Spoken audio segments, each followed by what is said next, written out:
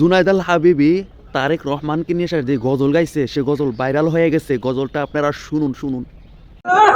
मुसाफिर न समझो मैं आया नहीं हूँ तारिक ने बजाना हो मुझे सलवालो मुसाफिर न समझो मुझे सलवालो मुनाफिक न समझो मुझे सलवालो रोहिंग्या न समझो आया नहीं हूँ तारिक ने बजाना हो।